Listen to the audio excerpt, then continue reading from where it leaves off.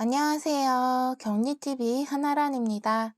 새해 복 많이 받으세요. 새해를 맞이하여 다들 신년 계획 세우셨나요? 이 시기에는 격리분들은 연말정산 준비로 바쁘시겠네요. 연말정산 시기에 맞춰 유료 버전 중에 연말정산, 특히 가장 기본이 되는 연말정산이란 대체 무엇인가에 대해 알아보겠습니다. 직장인이라면 알아야 하는 연말정산, 최대한 이해하기 쉽게 설명하도록 하겠습니다. 먼저 국어사전에서 연말정산이란 급여 소득에서 원천 과세한 1년 동안의 소득세에 대해 다음 연도 초에 넘거나 모자라는 액수를 정산하는 일이라고 나와 있습니다. 먼저 격리가 근무하고 있는 회사, 그 중에서 법인회사는 법인세를 내죠.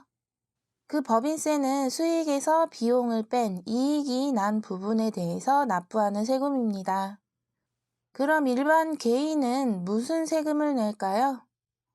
바로 소득세를 냅니다. 소득에서 생활비를 뺀 남은 소득에 대한 세금이 소득세인 거죠.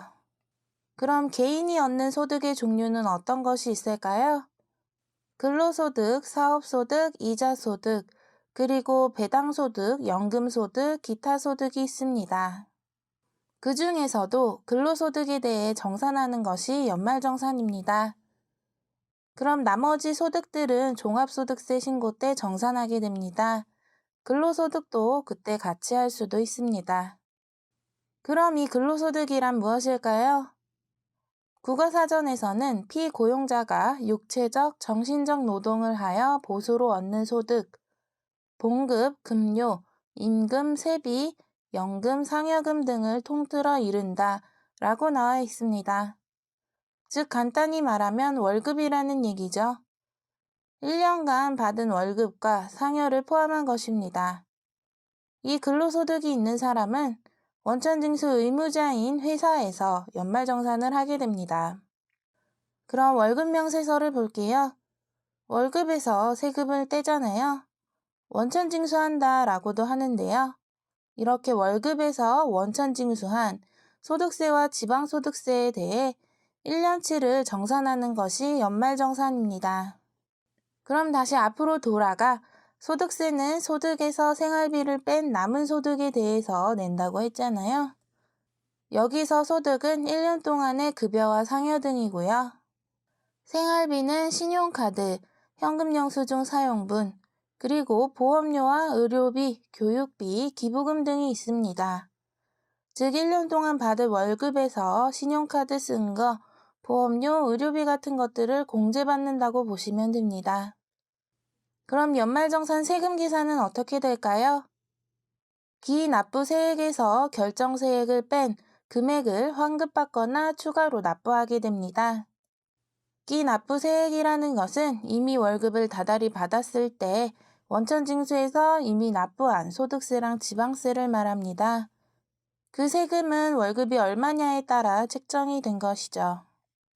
그런데 그 월급을 가지고 여러 가지 생활비로 사용했다면 그 서류를 제출해 인정을 받아 연말정산을 통해 계산한 확정이 된 소득세와 지방세를 결정세액이라고 합니다.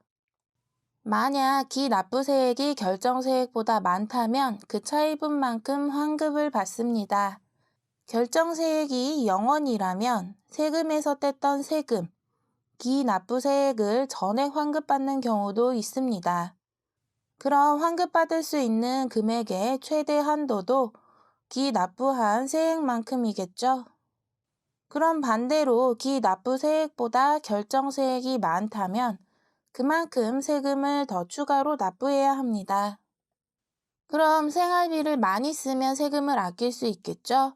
하지만 여기서 생활비를 쓴 만큼 다 공제를 해주는 것은 아닙니다. 소득공제와 세액공제로 나뉘는데요.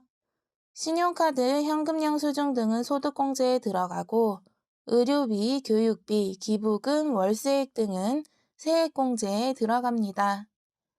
그리고 최소 요건과 최대 한도도 있습니다. 이 부분부터는 좀 어려워지기 시작하는데요. 이번 시간에는 연말정산이 무엇인지를 알아보는 거라 이 부분은 다음에 유료 버전이 순차적으로 공개될 때 다루도록 하고요. 그럼 오늘은 여기까지 연말정산에 대해 알아보았습니다. 도움이 되셨다면 좋아요와 구독 부탁드려요.